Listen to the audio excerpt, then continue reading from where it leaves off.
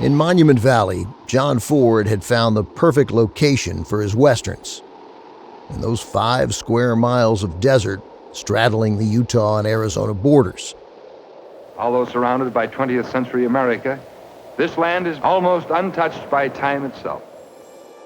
But the truth is, Monument Valley doesn't really belong to either of those states. For this is the home of the Navajo, the largest Indian reservation in America. John Ford was making movies in Navajo country. The Navajo Indians made me an honorary chief. This is John Ford. They called me Natani Nez, which means big soldier. When I go back there, I've got to kiss more babies than a politician. Navajos often worked on Ford's films. One Navajo in particular had a special relationship with Ford. Old Fat, his name was. Yeah, that's what they called him. This is Harry Carey Jr. His nickname is Dobie. He acted in 3 John Ford movies set in Monument Valley. Each time, Ford buddied up to a Navajo man called Old Fat. An old, big belly on him, and he didn't wear Navajo clothes. He wore a khaki, as I recall, he wore a khaki shirt and khaki work pants. Old Fat was a medicine man, one of the Navajo's spiritual leaders. John Ford respected his power and position, even relied on him to get the shots Ford wanted in ways you might call unusual. He'd have a bright blue sky. He'd say, tell Old Fat that I want some clouds. And over there on that side, long streaky ones, you know. And the old man would go up there, he'd give him a drink of whiskey, and he'd sit him up on top of the mountain. And by God, here come the clouds. He was a real medicine man, and he'd get the clouds. He used him on every picture. Many in the crew thought relying on Old Fat was a waste of time. Not John Ford. And of course, there's that famous story. And when they went to Old Fat and asked him, what the weather was going to be like the next day, and this is after 10 years of relying on his predictions, And he said, I don't know. And he said, what do you mean you don't know what the weather's going to be like? You're a medicine man and everything. He said, radio's broke. Isn't that funny? In the summer of 1955, Old Fat must have been busy on that mountain because John Ford was back in Monument Valley, making what would become his masterpiece, arguably the most beautiful and most disturbing Western in cinema history.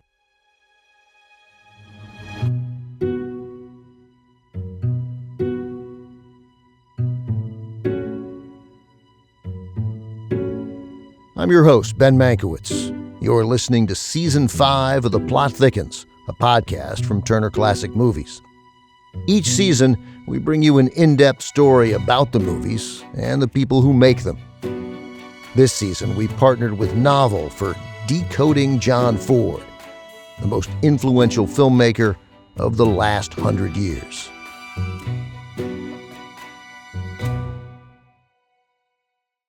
This is Episode 6, The Mythmaker. By 1955, John Ford had made dozens of westerns. This time, though, he wanted to push the boundaries of what the Western could do. From the thrilling pages of life rides a lusty, rough, and boisterous slice of history called The Searchers. The Searchers is consistently ranked among the greatest movies ever made. It especially influenced directors of the new Hollywood era: Martin Scorsese, George Lucas, Francis Ford Coppola, Steven Spielberg, Peter Bogdanovich. They all raved about it. Part of The Searchers' power is entirely visual. It's just a thrilling movie to look at. But other parts of it, the story, the violence, the hero, those are more complicated. When you're wrestling with Ford, you are basically wrestling with the Searchers. People have very different takes on The Searchers. The Searchers is very anti-racist in some ways, but has elements of racism. The interesting thing about The Searchers is that it's a very tough movie. The Searchers just kind of haunts me. It's a film of great ambiguity, which is just not something that Ford did all that often. The Searchers is, without a doubt, John Ford's greatest achievement. He described it as a tragedy of the loner. Ford himself was kind of a loner. He liked being alone at sea on the Ariner or out in the desert away from Hollywood. And on every movie, he lived in the loneliness that comes with being in charge, surrounded by people, even by friends, but always apart. The loner in The Searchers is Ethan Edwards, a man consumed by vengeance. No, and you stay out of this. All of you. I don't want you with me. I don't need you for what I gotta do. He's searching for his niece Debbie, who's been kidnapped by a tribe of Comanches. Ethan spends 5 years looking for her. We'll find him in the end, I promise you. We'll find him. When it came time to cast Ethan Edwards, John Ford didn't think twice. It's John Wayne as Ethan Edwards, who had a rare kind of courage. The courage that simply... It could only be John Wayne. Well, I loved it. And I loved playing it. This, of course, is John Wayne. But I have tried to never play the pure hero. I've always been a character of some kind. In every picture that I've done, I've tried to have some human weaknesses and admit those human weaknesses. We come to trade. Only not out here. I don't stand talking in the wind. Cut. Ford started shooting The Searchers in Monument Valley on June 16, 1955. Right away, he made a key technical decision that contributed to the movie's power. He shot it in VistaVision, an early precursor to IMAX. VistaVision, bringing brilliance and glowing colors never achieved before. It was a new format that made the image incredibly sharp and allowed for a greater depth of field. Shooting the movie this way meant that audiences would feel surrounded by sky and sandstone pillars. Martin Scorsese says it worked. He saw The Searchers when it came out in 1956. I've got to tell you, you never see anything quite like it. Particularly the wide shots of Monument Valley. It is phenomenal. It's just phenomenal. You felt you were there. John Ford had been developing his visual style for decades.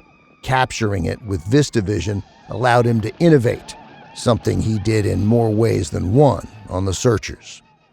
You'll stand beside director John Ford as he gives star John Wayne his final instructions for a key scene.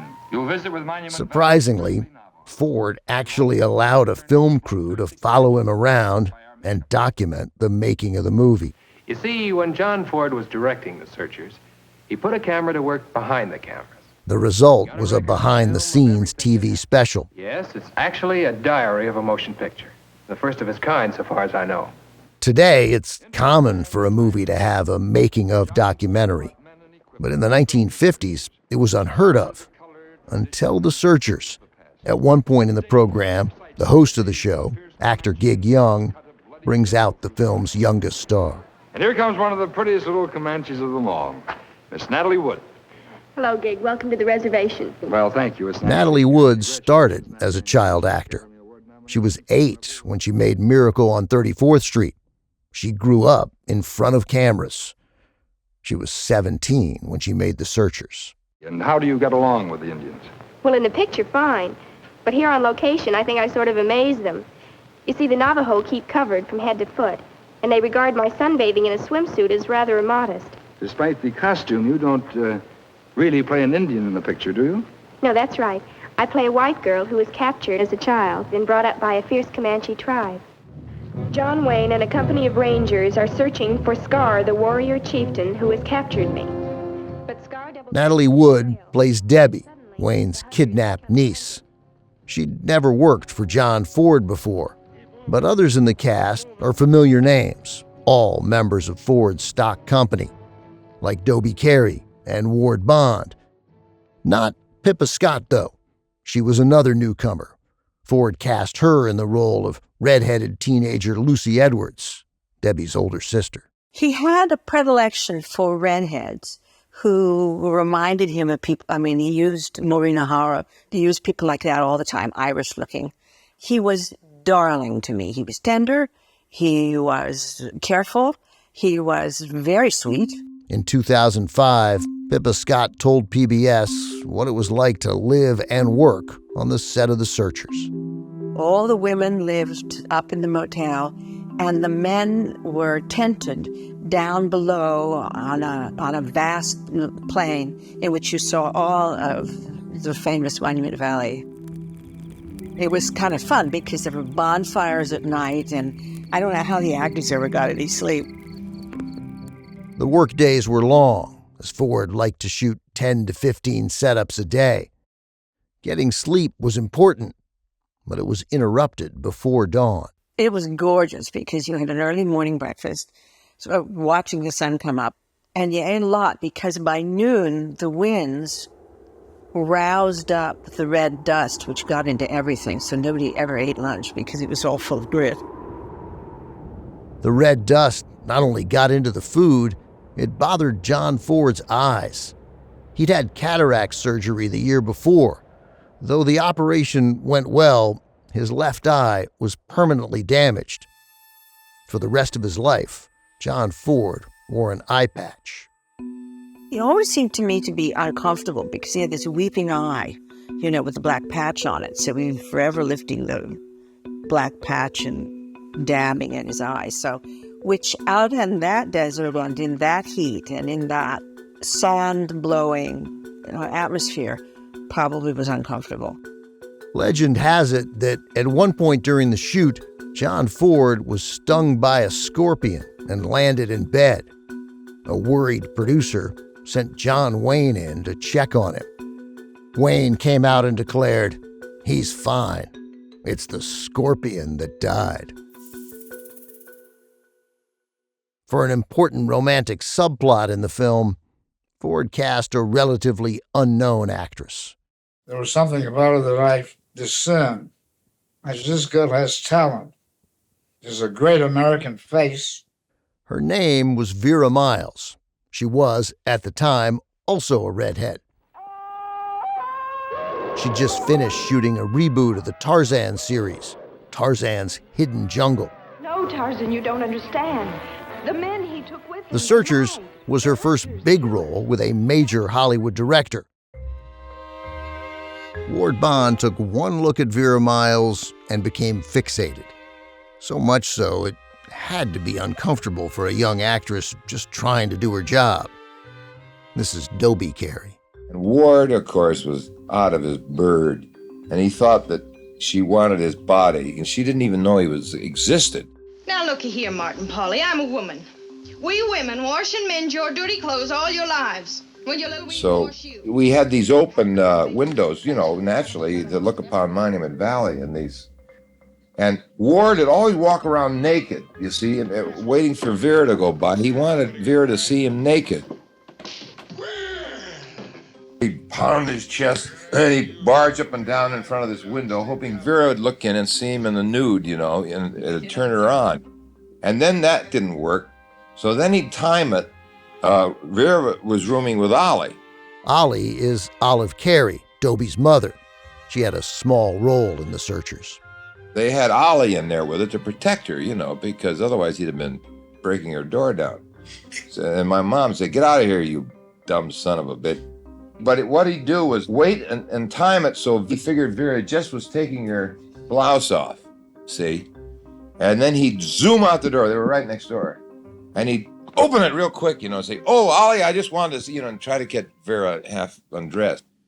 As we know, there was always someone Ford picked on during a shoot, often Ward Bond, which, I'll admit, now sounds perfectly reasonable. The now peaceful Navajo have a warlike history of their own. And even today, the Navajo were everywhere on The Searchers set, mingling with the Hollywood cast and crew. They worked behind the scenes and were cast in small roles or as extras in battle scenes. Actress Pippa Scott remembers being in awe of them. And I have to say that I was transfixed by watching the Navajo people who were moving through the campsite, herding their sheep, etc., how incredibly beautiful they were. With every movie he shot in Monument Valley, Ford brought an influx of cash to the region. We'd pour $200,000 and $300,000 into the tribe. Of course, this is great for the Navajos. It was great for their economy. Back then, there were few job prospects for Navajos. The two main gigs were working for John Ford or in nearby uranium mines. Ford actually paid slightly more than the mining companies. Then again, what Ford paid Native Americans paled in comparison to how much business his movies generated at the box office. Liza Black is a history professor and citizen of the Cherokee Nation. The scope and beauty of John Ford's Westerns immediately impressed her. So I watched a lot of really poorly made movies, but when I got to something like My Darling Clementine, was like, wow, visually, this is just so much nicer than the other movies I've been watching. Mayor, is that marshalling job still open? Sure is. I'll take it. Black says the disparity between wages paid to the Native Americans and money earned by the studios left a bad taste in some people's mouths.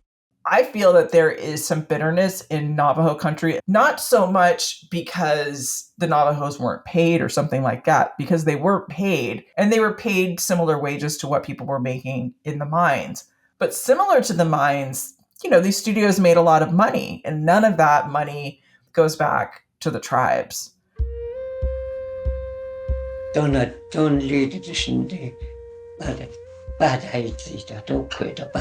This is a Navajo medicine man named Billy Yellow. He was one of many Monument Valley natives who played background characters in John Ford films. Billy was a horseman.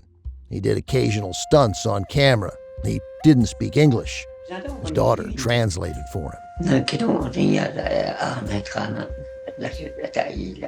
He said even though there was a lot of us, they always provided for them money and food. He said John Ford and John Wayne, I guess, really loved the Navajos to come out here and at least they get some money from him doing movies. He said John Ford was very nice. At one time, he just came out here and gave everybody $5 each. I really appreciated it. That time, they didn't have money at all. At one point, the Navajo thanked Ford by giving him a ceremonial deer hide, with its tail and legs still attached. Hey, quiet. What do you want, Coach? You want me to say? During working hours, the atmosphere on the set of The Searchers was serious. John Ford was especially focused, as if more was at stake. He would wait for hours for the perfect light to unfold, then quickly roll camera. Action! Yeah, $1. Ford tried to influence the mood during scenes by using live music, something he did often on sets. He'd met an accordion player named Danny Borzage on the 1924 silent western The Iron Horse, and he hired him for the next 40 years. Actress Pippa Scott says Ford would have Borzage play during a scene to make the actors emotional. He let Borzage play all kinds of music that he thought was emotionally correct for the moment, which profoundly affected the actors, I think. It also affected everybody else around. So there was this huge group effort to get exactly right what the feeling of the moment should be. It was very interesting. And then everybody had to loop after because the music played straight through the scene. I'd never seen that before. This may sound inefficient, having to loop the lines later, but to Ford, it was worth it. The emotions had to be both seen and felt. If it took live music to make that happen, so be it. All of Ford's creative decisions to shoot on location, in VistaVision and Technicolor, to shoot at dusk when the light was just right, and maybe even a little of Old Fat's magic, together they created a fully romanticized portrait of the American West. Monument Valley is a real place, but it's also an American myth, and John Ford is the one who mythologized Monument Valley. John Ford was deeply obsessed with America, and I think he made Monument Valley into America. It was America for him. For audiences in 1956, watching The Searchers would have likely confirmed that the American West was ours to conquer, that a frontier spirit, despite the hardship, was America's destiny. In this way, The Searchers is part of the American myth, but it turns out it's also part of the American nightmare.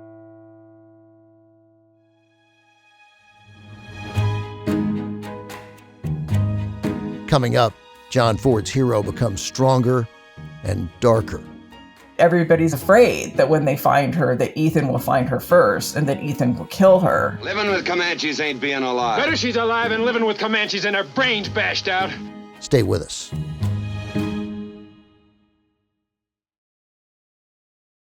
On paper, Ethan Edwards looks heroic, an uncle searching for his kidnapped niece. But this is a different John Wayne than we've seen in the past. This isn't the Ringo Kid from Stagecoach. John Ford took everything strong and noble about his leading man and then twisted it. Good guys wore white hats, bad guys wore black hats. And The Searchers is not like that at all. This is TCM's Senior Director of Original Programming, Scott McGee. It is a full Technicolor film with shades of gray all over it. And this is embodied in the form of Ethan Edwards, as played by John Wayne. Ford uses Wayne as an icon in an ironic way. Maybe Lucy's dead. But if I hear that from you again, I'll fight you, Mr. Edwards. That'll be the day. Dobie Carey plays one of the men searching for Debbie with Ethan. Dobie says that on set, John Wayne began to almost inhabit Ethan Edwards. What do you want me to do? Draw you a picture? Spell it out? Don't ever ask me. He was God's angry man, and he never lost that from the time of the first scene until the end of the picture. And even when we'd come in at night around dinner table and stuff, he was still almost in that role. Keep after the others. He just lived that role of Ethan Edwards, and he was magnificent. Best of it. I'll meet you on the far side. Move! For decades, John Ford had been creating a specific type of hero. These were men of honor, strong protectors who acted with a clear sense of right and wrong. But in The Searchers, John Wayne is a different hero. For him, honor means revenge.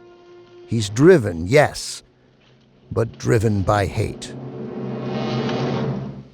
And yet, Ford still gives Ethan moments of vulnerability. There's also the tenderest moments in The Searchers. Namely, the moment between Ethan and his sister-in-law, Martha, married to Ethan's brother. Welcome home, Ethan. In an early scene when Ethan comes home after many years away, his sister-in-law Martha picks up his coat and slowly brushes it with her hand. It's clear as a bell that there is history between Martha and Ethan, indeed a fiery, enduring love between them.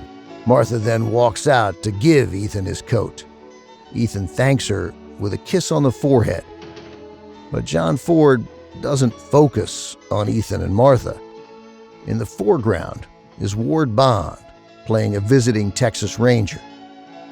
Ward Bond is just silently drinking his coffee while this moment between Ethan and Martha over a coat is going on in the background. No dialogue, no looks askance from Ward Bond. He's just looking straight ahead, choosing not to watch what's going on behind him because it's so loaded with meaning. That was Ford's genius of telling a story. You really see Ford's expertise as a silent film director. These moments that usually involve very little dialogue just say so much. While Ethan is out on patrol, his brother's home is raided by Comanches. This is when they kidnap Debbie and murder Ethan's family, including Martha, the woman Ethan clearly loves. He heads out to find Debbie and get his revenge. Ethan is a Civil War veteran who fought on the side of the Confederacy. And as this journey progresses, John Ford takes many opportunities to show us that not only is Ethan a devoted follower of the Confederacy, but he hates Native people. Why don't you finish the job? He even finds a dead Native man and shoots his eyes out. But what that Comanche believes, ain't got no eyes, he can't enter the spirit land, has to wander forever between the winds. And he makes all sorts of horrible statements about this man and about Native people in general. Cowboys and Indians had long been enemies on the big screen, and Ford was hardly the first filmmaker to fictionalize Native Americans. Indigenous people, essentially, they're just shadows. They're things to shoot at. They're moving targets. Adam Pirone is the director of the Indigenous program at the Sundance Institute. It points to a larger kind of narrative within American culture of how Indigenous people are always placed as like an obstacle of something that needs to be moved or something that needs to be exterminated in order to tap into this idea of manifest destiny that, you know, this land needs to be tamed by us and it's our birthright to obtain it. John Ford was a student of history. He was often reading books about both American and world history. But when it came to his storytelling, Ford bent history to his will. There are more than 500 distinct tribes in America, but on screen, John Ford flattened them into one homogeneous group. Monument Valley is a southwestern land, but all of his stories were about Plains tribes. And then, of course, he wasn't telling accurate stories about those tribes. And then he would hire Navajos to play Comanches. You'll visit with Monument Valley's friendly Navajos, turned into bloodthirsty Comanche Indians by our makeup men. All of Ford's Indians dressed the same, talked the same, even lived in the same place.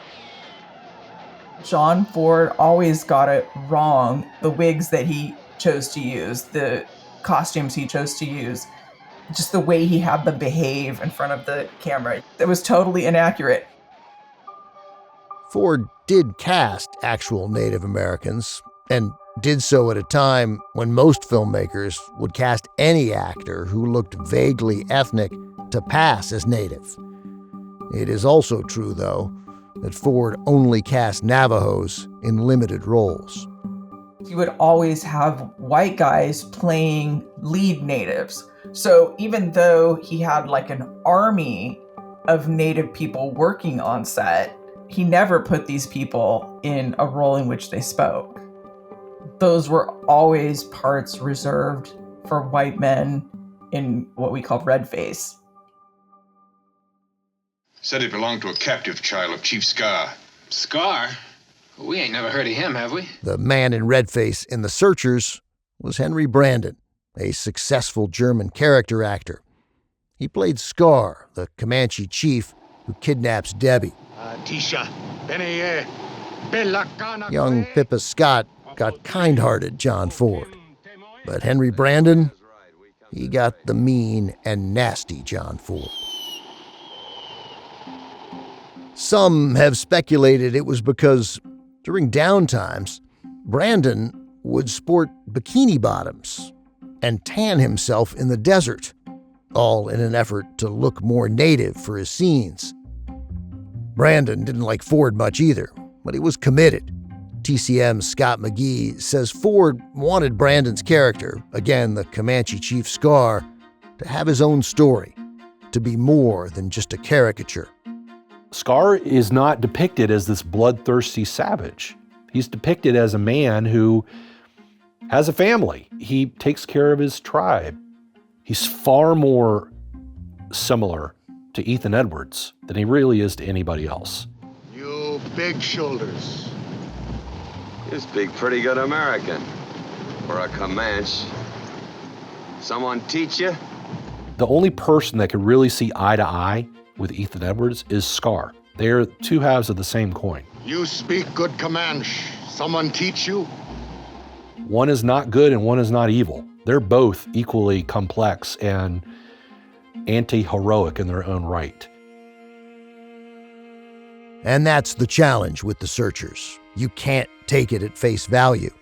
Scar appears to be the villain, but he also seems a lot like Ethan Edwards. Even on native representation, says Liza Black, John Ford defies easy explanations. If we look at all of the movies he made that included Native people, he's not saying the same thing repeatedly. He's saying very, very different things. And sometimes those things contradict each other. And then when you look at his interviews with him, the picture just becomes more complex because he sort of refused to be interviewed. What element about the Western appealed to you? I would know. What a perplexing man. And what a perplexing set of films he has left us with. Ethan Edwards' hatred toward Native Americans slowly seeps into his feelings about Debbie, his own niece. As he searches, the years pass, and we begin to realize that though Ethan continues looking for Debbie, he doesn't plan to save her. But Debbie's your blood kin. Not no more, she ain't. She's been living with a buck. She's not that. Shut your dirty mouth! Everybody's afraid that when they find her, that Ethan will find her first and that Ethan will kill her. That's how obvious Ethan's racism is in the film.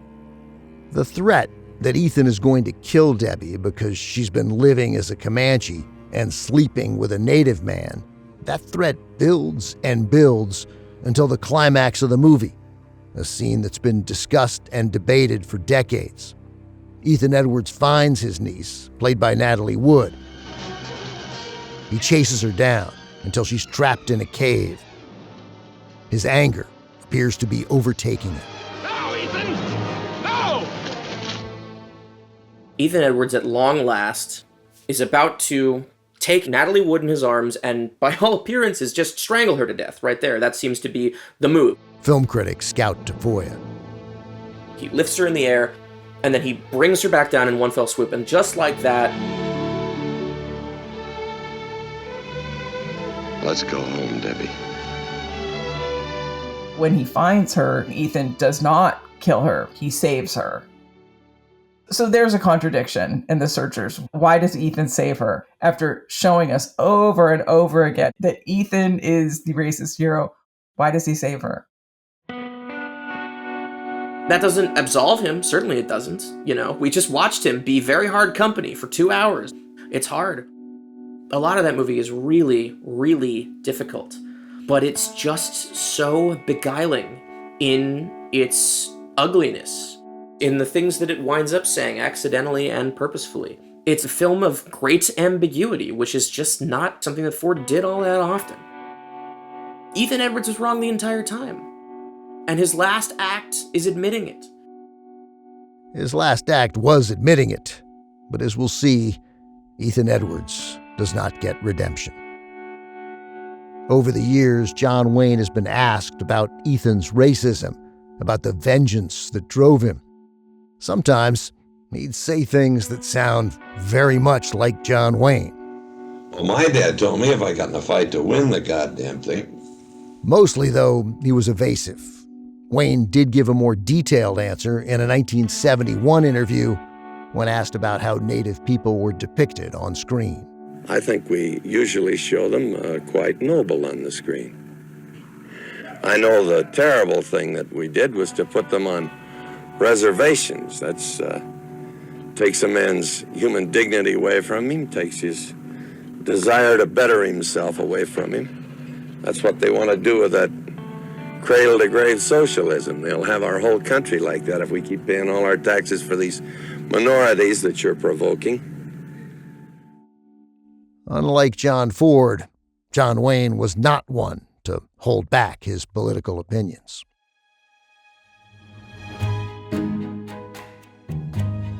Coming up, with one shot, John Ford creates an image that will be imitated for decades to come. I keep seeing that all the time now, Everybody's stealing that shot, I see it in Yellowstone twice a week.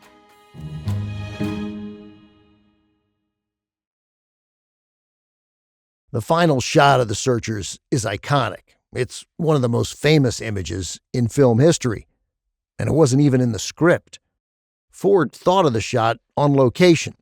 When he shared the idea with his cinematographer, Winton Hoke, Hoke thought to himself, how corny can you get? Thankfully, Hoke carried out Ford's vision. A man will search his heart and soul. Ethan rides up to the front porch of a neighboring ranch. He's carrying his niece Debbie, who he's just rescued. She's welcomed to the ranch and brought inside. We watch from inside the house as everyone else follows her in. Everyone except Ethan. He remains outside, framed in a dark doorway, Monument Valley spread out behind him, while a mournful song plays. Ethan then turns, slowly walks away, and the door closes.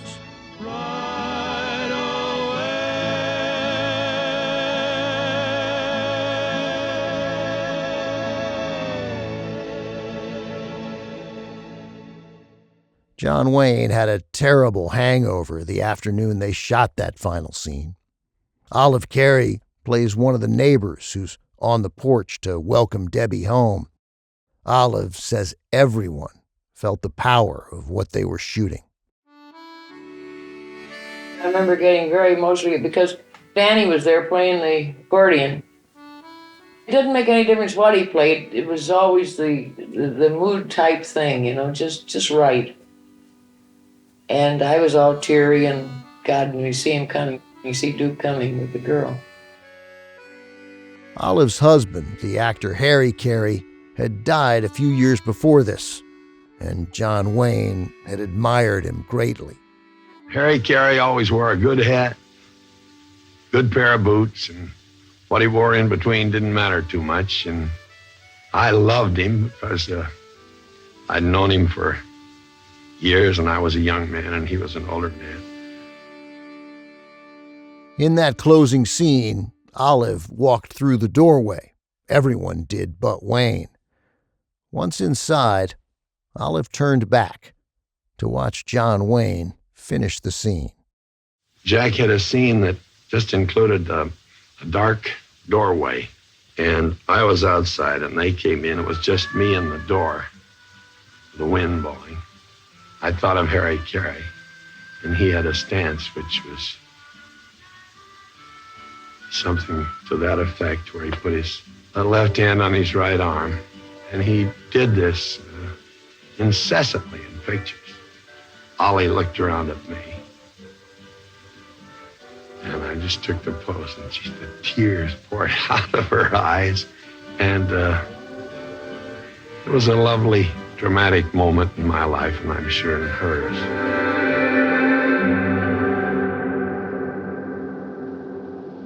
John Wayne then turned around and walked off into the desert alone. You know that famous closing shot of The Searchers, where the door closes and it's perfectly framed? That's John Ford's grandson, Dan Ford. Ethan Edwards is riding away, and you see the door frame, and the door closes, and it shows the end. I keep seeing that all the time now, I mean, everybody's stealing that shot, I see it in Yellowstone twice a week. And Ford says his grandfather made movies about real people, men who were often difficult, but were also products of their time. Men like John Ford himself. Let's face it, Ford made pictures for men, he didn't make women's films, he made men's films. Because that was part of the times. It wasn't like today, in the 30s, 40s, and 50s, they're not like eunuchs of today. That was just the times, John Ford was certainly a product of the times he lived in. That's apparent on the screen. For Ford and Wayne, The Searchers would become the pinnacle of their partnership, one that started back in 1939 in Monument Valley with Stagecoach. Director Martin Scorsese says together they created a specific vision of frontier America. Scorsese described it to PBS in 2006. In their work together, in their films from Stagecoach on, you get a sense of American history. You may not agree with some of the takes they have on it, but you can at least see where that impulse was and how people genuinely believed in it in creating a new world. But the beauty of it, too, is that as they grew older, Ford was able to utilize the instrument of the actor. From Stagecoach to Ethan Edwards, you see the progression of the country, in a way, brighter to the darker, or more realistic, let's say. Don't call me uncle. I ain't your uncle. Yes, sir. Don't need to call me sir, either. Ethan was cognizant of this racism, but Ethan doesn't really change. TCM's Scott McGee. And you realize at the end of the film, in the famous closing shot, he understands that progress is moving on, that the country is moving on, hopefully, from this racist past, from this hate and fear of the other. And so he must turn and wander forever between the spirit winds. He's a wanderer. He has no home anymore. Biographer Scott Eyman says that in The Searchers, Ford put parts of himself into the character. I think Ethan is kind of an idealized projection of Ford's own damaged psyche. Ethan doesn't have a scene where he talks about why he's like this. Sure, I was here. Ethan just is. You want to quit, Ethan? That'll be the day. Ethan doesn't explain himself. You accept him the way you accept a hurricane or a terrible thunderstorm. And maybe that's a projection of Ford on some level of the way Ford lived his life. He didn't explain himself either. He didn't explain the alcoholism. He didn't explain the terrible, terrible psychological tension he's obviously under on every film set. He just is. And you accepted him or you rejected him. But if you accepted him, you had to take it all. You couldn't pick and choose. You couldn't pick and choose with John Ford any more than you could pick and choose with Ethan Edwards. In The Searchers, more than in any of his other films, John Ford gave us a slice of humanity at its most complicated. Ethan Edwards, a racist hero, broken, lonely, but also courageous and relentless, at times even noble. Roughly 40 years into his career as a filmmaker, The Searchers is a more honest rendering of John Ford himself, of human behavior, and, in the end, of the history of America. John Ford's idea of America became the idea of America. John Ford is Walt Whitman. John Ford is Thomas Edison. John Ford is... John Ford is American life.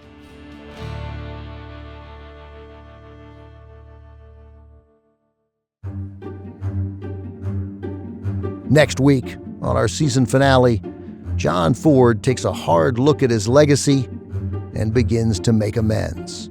Even a dog can go where he likes, but not a Cheyenne. I'm wondering, is Cheyenne Autumn the apology for The Searchers? With the last stage of his career upon him, Ford goes out swinging. I went in the package room. He rose out of his chair and that was as bad as it can be. He always had a patsy in every picture, and I guess he thought perhaps I could be a patsy. And I finally had it. That's all coming up on The Plot Thickens.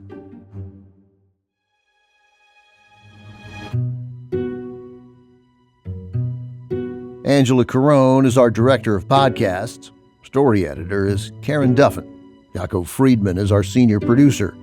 Script writing by Jaco Friedman, Maya Croth, and James Sheridan, who also fact-checked every episode for us. Audio editing and sound design by Brandon Arnold, James Kim, and Mike Voulgaris. Mixing by Glenn Matullo. Research by Matt Goldberg. Production support from Liz Winter, Allison Fire, Matthew Ownby, Julie Baton, Emma Morris, Susan Bisak, Dory Stegman, and Phil Richards.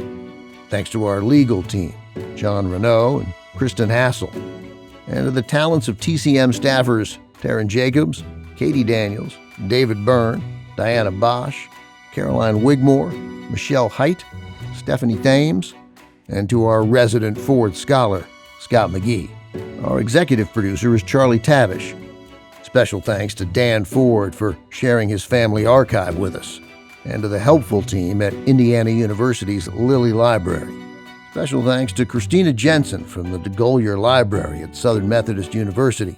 From Novel, thanks to producer Philippa Goodrich, story editor Veronica Simmons, researcher Valeria Rocca, assistant producer Nadia Mehdi, production managers Cherie Houston and Charlotte Wolfe, executive producer Max O'Brien, and creative director Willard Foxton. Special thanks to Tony Macklin for his interview with John Wayne. Thomas Avery of Tune Welders composed our theme music. I'm your host, Ben Mankiewicz. Thanks for listening. See you next time.